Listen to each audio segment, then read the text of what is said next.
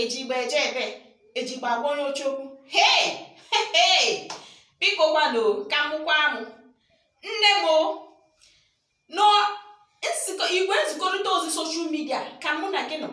Amarachi Atama nwa Nsụka were Igbo were asụsụ Igbo jee olu jee mba jee ebe ndị ọcha jee ebe ndị ojii.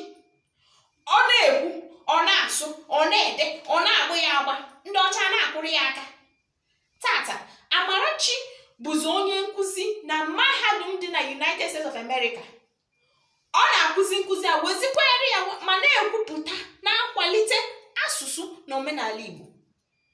Ụbọchị gara aga o tebeghị n'aka ka nwoke odogwu nwoke dimkpa asaa onye Igbo ji wee biri ka a họpụtara ya bụ Maazị Emmanuel Umeyireọha ka ọ bụrụ onye mbụ na mbụ, onye nkụzi mbụ na mbụ ga-akụzi asụsụ Igbo na mahadum Oxford.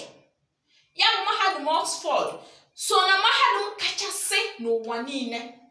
Ifuru ebe asụsụ Igbo na-eje, asụsụ Igbo abụ ọzọkwa asụsụ eji eme ịmara nke sọrọ gị. Asụsụ Igbo na-aga n'iru. Asị m ka m were ohere a wee kenee ọkammụta Peter Ejiofor, onye hibere otu a na-akpọ otu Subakwa Igbo. Ọkammụta, ị ga-adịrị anyị ndụ. Ebumnobi ji wee hibe otu a ga-abịa na mmezu.